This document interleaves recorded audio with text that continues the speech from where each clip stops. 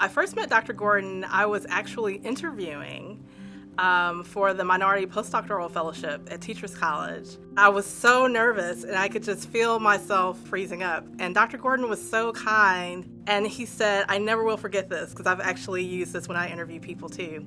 He said, well, young lady, tell me about some of your hobbies.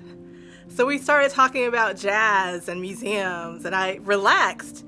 And then he said, okay, so why don't you tell me about your dissertation? And then I started, explaining things much better than I had been. I learned a lot from Dr. Gordon about research and sort of theoretical framing of research ideas. But I also learned from him some very practical things about having work-life balance. Dr. Gordon swims every day and gets his exercise in every day and eats very healthily. But also the idea that Dr. Gordon brings so many people from across so many fields together, historians and psychologists and sociologists and practitioners, and it's really just been amazing, and it's something that has influenced how I think about my own research projects. Dr. Gordon's mentoring style is such that you want to do a great job. You feel very much like his colleague, and you get to talk about ideas, not just the work.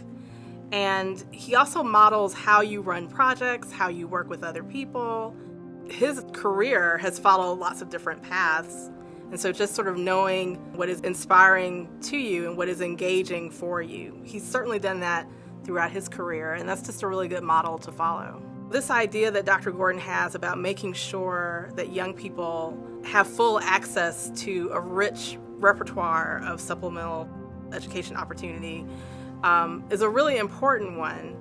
In my own work, it helps people think about the mathematics that we do that's not in a classroom. When I think about the blending of supplemental education and what we can do for mathematics, that has been a really critical part of thinking about my own research.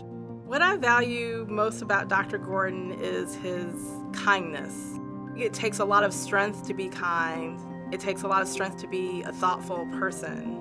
And I think you see his kindness in his commitment to us as human beings, making things better for other people. And that has really animated his life, in my opinion.